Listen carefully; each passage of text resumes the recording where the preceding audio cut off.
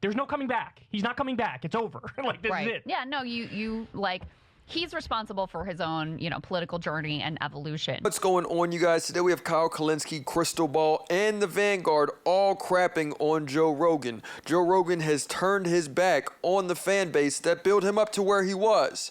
And now he's facing the consequences. Let's watch. Is part of it. It's just incredible to me how shameless. Do you see this like attempts to rehab Rogan now in liberal spaces where they're like, wait, you should have gone on Rogan. You should have. And Yeah. I'm looking at it like, you guys missed the train, man. That shit left the station a really long time ago. I was on his show 4 or 5 times. I would sit across from him and make left-wing arguments and anti-Trump arguments, and he would nod along in agreement. You know what? He's a grown-ass man. Stop infantilizing him. He went down a right-wing track, ended up in a echo chamber with the dumbest people you've ever seen making the dumbest arguments you've ever heard, and he still believes it, okay? Let's stop infantilizing him. There's no coming back. He's not coming back. It's over. Like, this is it. Yeah, no, you All right. I have a hot take right there. I have a hot take right here, guys. Are you ready? Are you ready? I disagree with Kyle. You guys always tell us we're like little cucks to Kyle. I love Kyle. I have a lot of respect for Kyle. I understand that Kyle feels really scorned here, Gavin. But to me, I think this is the exact opposite attitude that we should have. I think that this is completely wrong to take that position. What Kyle, and again, I think Kyle deserves the room to lick his wounds. He obviously had like a friendship with Rogan, and he feels probably a little personally hurt by that. I don't want to, analyze him from my armchair over here. We'll ask him about it the next time he comes on. But what I will say is that we have got to win Joe Rogan's audience back. So giving up on it is foolish. Now, I agree with him that Kamala Harris might have face planted on the Joe Rogan experience. I agree that she might have done a bad job, but I also agree that Joe Rogan will agree with anybody who sits across from him and tries to be nice to him, because he has this fundamental character thing where he has to make the person across from him like him. And if he can't find a way to make himself like you, or you like him, and you guys both have this like happy-go-lucky exchange, you can read it all over his face. You can just tell that episode is bad. The thing about Rogan in this stage is that he is 100% surrounded by Trump people, and he's doing that because those are the people who are popular, those are the people who have clout right now, those are the people who are going to make his show do better numbers, and he's also in Austin, Texas, in a right-wing echo chamber. What we have to do is make it so impossible to ignore the noise that the left. And I know it may seem sort of convoluted, like, oh, it's a reaction. It's Kyle Kulinski, Crystal Ball, and the Vanguard. But the thing is that all of these different viewpoints make up the progressive perspective. These are all the people that are a part of this movement, and they're all making different points, very valid points. You have Kyle Kulinski, who is saying that Joe Rogan's audience is completely foobar, that there's no reason to even talk to them, and I can see where he's coming from. If you have these die-hard Rogan fans, some of them are even in the comments below in this video or in a few other videos, they do nothing but just hold on to the nuts of these celebrities. In this you have Musk, you have Joe Rogan.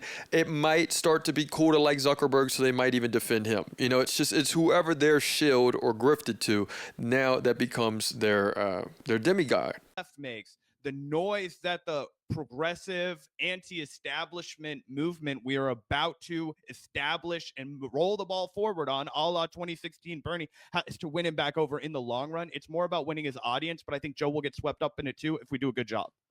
Yeah, well, I think that the real important thing is finding a compelling leader for the left, because the only reason why the Republican Party has been rehabilitated and is no longer thought of as like the uncool party, it's because of Donald Trump. It's because people like Joe Rogan and his acolytes think that Donald Trump is cool in a way that they didn't think Jeb Bush was cool, or George Bush, or Paul Ryan, or Mitt Romney, or any of these freaking losers that came before Donald Trump. And obviously, I think Donald Trump is a loser too. You guys know that.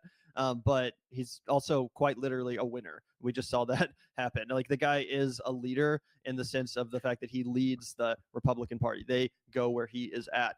The Democrats don't have that at all. They're very much in that like 2012 Republican era, when the Republican Party got shellacked by Obama, and then they put up freaking Mitt Romney. I mean, Kamala Harris was the Democratic Mitt Romney. It was like, really? That's your answer to Trumpism? Kamala Harris? In the same way that when the Republicans put up Mitt Romney, it's like, yeah, you're going to need someone a little bit more compelling to take down Barack Obama. than Mitt Romney. That's where the Democrats are. We're in this stage where our candidates suck. Our candidates feel like the managers. And the Republicans, for all their fascist faults, at least they kind of feel a little bit like rebellious and renegade, which is total BS. Like I said, because Donald Trump was already president. He was a miserable president. He mostly governed on behalf of rich people in the establishment. We all know this stuff, but vibes are everything. We've been telling you guys that for a long ass time. And instead of continuing with the brat vibes, Kamala Harris decided to associate herself with Liz Cheney and go down the neocon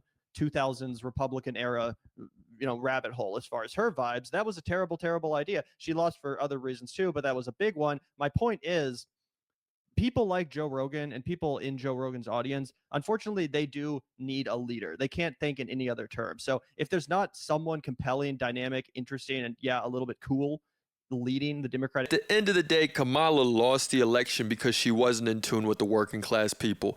Love him or hate him, Joe Rogan once was. He was in tune with the person who's not destined to get 3 master's degrees. He was in tune with just your regular America-loving person, right?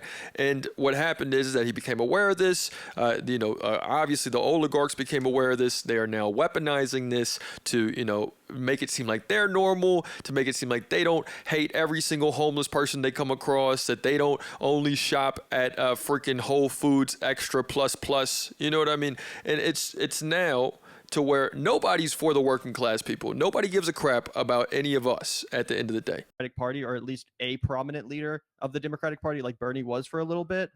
Without that, I do agree with Kyle. I think that Joe Rogan is a lost cause. I don't think there's really any point on, trying to convince him or whatever. Maybe there are people in his audience, yes, but it's going to be a drop in the bucket. Like when Ben Burgess went on Joe Rogan and he was like the one token leftist that month or that 3 months, that quarter, you know what I'm saying? And no one cared. It didn't make any difference. Joe also didn't seem to be that interested in the conversation. I hate to say it. And I agree with you on that. My point is that the only authentic path forward is the one that you laid out in the first time, where we do have that compelling, charismatic leader. And luckily, I do think this is something Kyle understands. He's been beating the drum for Jon Stewart. I agree with where his head is at. In that case, I'm not going to sit here and sell you guys the hopium and say, oh, trust me guys, Jon Stewart's going to save the day. But I do think Kyle's onto something. It's like, you're going to need someone at that caliber to take down Trumpism. You're not going to get the job done with some mealy-mouthed corporate Democrat. Like, you're just not. You're not going to get the job done. You can't take out a leader with a manager. It's just the way it is. That's a great way of putting it. You can't take out a leader with a manager. 100%. Yeah. No matter how fascist that leader is, people are still going to take the leader. But let's watch a little bit more of this, and then we have a bit more to show you guys as well. There's no coming back. He's not coming back. It's over. Like, this is it. Yeah, no, you like, he's responsible for his own, political journey and evolution. But it is indicative of, it goes in with the whole, like, smearing of the every Bernie supporter as like a toxic Bernie bro. And I've been thinking too about the bro exit from the Democratic Party. Like, this isn't the whole thing, but think about how every male supporter, yourself included, and even the female supporters, myself included, were smeared as being sexist and racist and toxic for supporting Bernie Sanders. And, it's like, individual people are responsible for their own actions and ideology. Joe Rogan.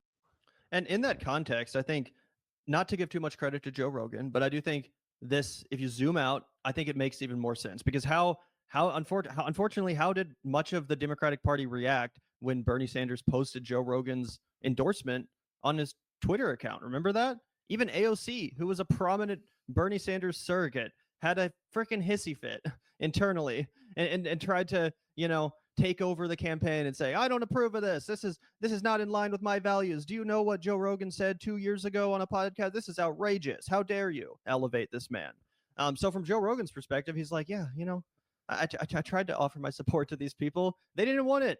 I don't know. And at the end of the day, it appears that the Democrats have lost the plot. I'm not saying the progressive movement in general. I'm not calling. I'm a full advocate for the progressive movement. The Democrats, take what's just happening with the signal gate, everything that's going on in the news.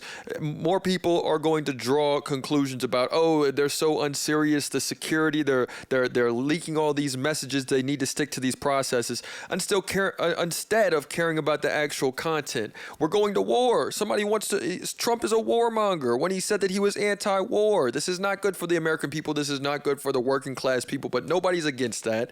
They're making fun of how silly and, how just like unserious it is. And that has that's not going to work. That's not a good tactic. It doesn't work because you're not actually caring about us. It's annoying. It's annoying. I mean, it's not a pass on Joe Rogan's part at all. I don't think it's a pass. And I think he absolutely is complicit in Donald Trump being elected, whatever fascist hijinks Donald Trump gets up to. Yeah, Rogan will have to go to bed at night knowing that he manufactured consent for that he gave his audience permission to support that, despite everything he'd said in the past.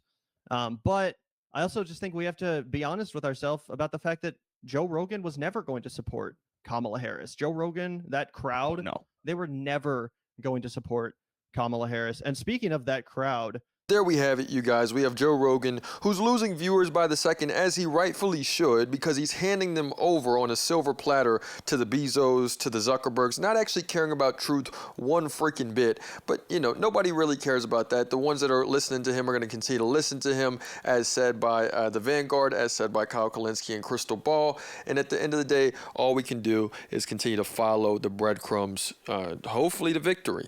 But let me know what you guys think in the comments. It's another day in the progressive way.